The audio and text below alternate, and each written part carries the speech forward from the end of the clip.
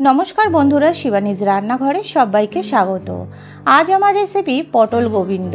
एटा एकटा पुरोनो दिनेर रान्ना और खेते हय किन्तु दुर्दान्त। निरामिषेर दिने आमरा कम बेशी सबाई भाबते थाकि कि एमन आलादा करा जाय जेटा खेते हबे भीषणই सुंदर। और देखुन कतटा सुंदर हयेछे देखते। एभाবে अवश्यई एकबार ट्राई करबेन बंधुरा।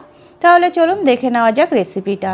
एखाने आमी किछुटा पटल निये निয়েছি आमार प्रयोजन मतन और पटलगुलोके किन्तु एभाবে आमी खोसा अल्प अल्प रेखे एभाবে दुभाग करे एभाবে पटलटा केटे निয়েছি। और एखाने 1 कप मतन आमी गोविंदभोग चाल निये निয়েছি। आपनारा आपनादेर प्रयोजन मतन निये नेबेन कम बेशी। और एदिके देखुन दुटो बाटिते आमी काजू और किशमिश भिजिয়ে रेखेছি परिमाण मतन। और एदिके आमी एकटा फ्राई पैन बसिয়ে दिलाम। फ्राई पैनटा सुंदर गरम हो गेছে। তারপরে এখানে আমি 2 টেবিল চামচ মতন ঘি দিয়ে দিচ্ছি। ঘিটা গরম হয়ে আসলে এখানে একটা এলাচ, দুটো দারচিনির টুকরো আর লবঙ্গ দিয়ে দিয়েছি 2 টুকরো। দেখুন এভাবে করে ফোড়নটা একটু ভাজা ভাজা করে তারপরে যে গোবিন্দভোগ চালটা নিয়েছিলাম ওটা ভালো করে ধুয়ে এভাবে দিয়ে দিলাম। চালটাকে আমি হালকা ভেজে নেব। চালটা 2-3 মিনিট ভাজা ভাজা করে আমি যে কাজুটা ভিজিয়ে রেখেছিলাম ওই কাজুটা দিয়ে দিলাম। কাজুটা যেহেতু একটু ভাজতে সময় লাগে তার জন্য এই চালের সঙ্গেই আমি একসঙ্গে ভেজে নিচ্ছি। আপনারা এখানে কাজু বাদামের বদলে চীনা বাদামও ব্যবহার করতে পারেন, কোনো অসুবিধা নেই। দেখুন চালটা সুন্দর ভাজা ভাজা হয়ে এসছে। এবার আমি যে কিশমিশটা ধুয়ে রেখেছিলাম ওই কিশমিশটাও দিয়ে দেব। এভাবে চালের সঙ্গে কাজু কিশমিশ একসঙ্গে ভেজে নিলেও কোনো অসুবিধা হবে না। আলাদা আলাদা ভাজার কোনো প্রয়োজন নেই। এভাবে করে আমি চালটা কিন্তু সুন্দরভাবে ভেজে নিয়েছি। এবার চালটাকে আমি একটা প্লেটে তুলে নেব। দেখুন এভাবে করে আমি চালটা সুন্দরভাবে তুলে নিয়েছি। তারপরে ফ্রাই প্যানের মধ্যে আমি কিছুটা পরিমাণ রিফাইন অয়েল দিয়ে দিয়েছি। আমি এখানে সাদা তেলে করছি, আপনারা চাইলে এখানে সরষের তেলে করতে পারেন। তারপর তেলটা সুন্দর গরম হয়ে গেছে। এবার এখানে আমি যে পটলগুলো কেটে রেখেছিলাম পটলগুলো দিয়ে দিলাম আর সামান্য একটু নুন দিয়ে দিচ্ছি। এবার ভালো করে নাড়াচাড়া করে পটলটাকে এভাবে সিম করে 2 থেকে 3 মিনিটের জন্য আমি রেখে দেব। দেখুন আবার ঢাকা খুলে একটু নাড়াচাড়া করে দিচ্ছি। আবার আমি সিম করে এভাবে 2 থেকে 3 মিনিটের জন্য রেখে দেব। দেখুন পটলগুলো কিন্তু খুব সুন্দর কালার চলে এসছে। এবার একটু হাই ফ্লেমে দিয়ে পটলগুলোকে নাড়াচাড়া করে ভালো করে একটু ভেজে নেব। পটলগুলো কিন্তু খুব সুন্দর সেদ্ধ হয়ে গেছে। এবার এই পটল ভাজা হয়ে গেছে, এবার একটা প্লেটে তুলে নিলাম। এবার ওই একই ফ্রাই প্যানের মধ্যে আমি আরও 2 টেবিল চামচ মতন ঘি দিয়ে দিলাম। ঘিটা সুন্দর গরম হয়ে গেছে। এবার এখানে আমি ফোড়নের জন্য দিয়ে দিচ্ছি এলাচ, দারচিনি আর লবঙ্গ। আর এলাচগুলোকে একটু মুখগুলো ফাটিয়ে দেবেন। আর এখানে দিয়ে দেব হাফ টিস্পুন মতন সাদা জিরে। এবার সব কিছু একটু নাড়াচাড়া করে দিচ্ছি ফোড়নটা যাতে সুন্দর ভাজা ভাজা হয়ে যায়। তারপর ফোড়নটা দেখুন সুন্দর ভাজা ভাজা হয়ে এসছে। তারপরে এখানে একটা শুকনো লঙ্কা দিয়ে দিলাম আর একটা তেজপাতা ছিঁড়ে এভাবে দিয়ে দিলাম। এখানে 1 চামচ মতন আদা বাটা দিয়ে দিচ্ছি আর এখানে দিচ্ছি হাফ চামচ মতন কাঁচা লঙ্কা বাটা। ঝালটা আপনাদের পছন্দ মতন কম বেশি বাড়িয়ে দিতে পারেন। তারপরে একটু নাড়াচাড়া করে মশলাটা পুড়ে যাতে না যায় তার জন্য একটু জল দিয়ে দিলাম।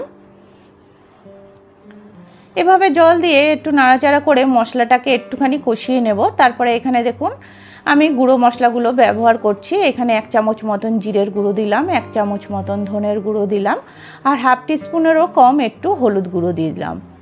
এবার সব কিছু দিয়ে এভাবে একটু আমি মিশিয়ে নিচ্ছি। দেখুন একটা স্প্যাচুলারের সাহায্যে মশলাটাকে কিন্তু এবার সিম করে একটু কষিয়ে নিতে হবে। তার জন্যই জলটা দিয়েছিলাম যাতে মশলাটা পোড়া না লেগে যায়।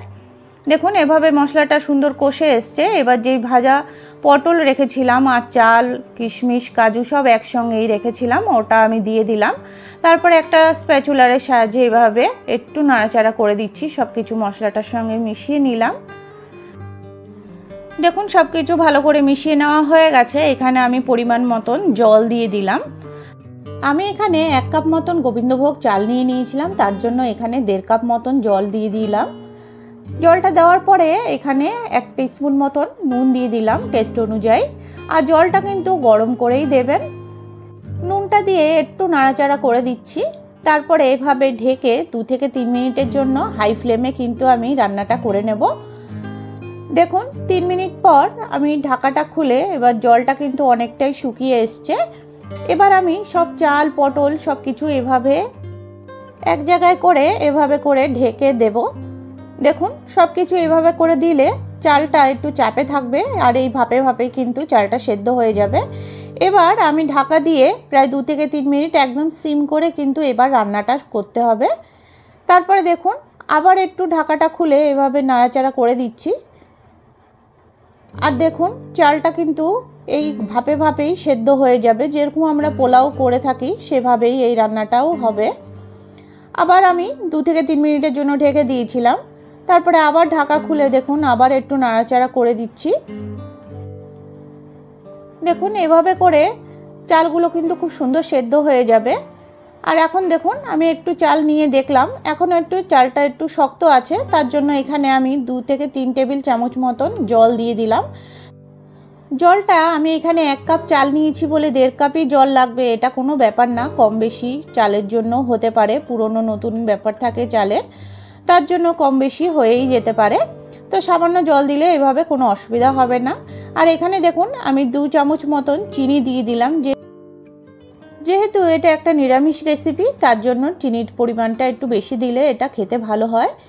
তারপরে চিনিটা দিয়ে দেখুন এভাবে নাড়াচাড়া করে আবার আমি চালগুলোকে এইভাবে এক সাইড করে নিয়ে আসলাম। তারপরে আবার 2 থেকে 3 মিনিটের জন্য এভাবে সিম করে ঢেকে দিচ্ছি। আমার রেসিপিগুলো যদি আপনাদের ভালো লেগে থাকে প্লিজ চ্যানেলটিকে সাবস্ক্রাইব করার অনুরোধ রইল। আর যারা সাবস্ক্রাইব করে রেখেছেন তাদেরকে অসংখ্য ধন্যবাদ।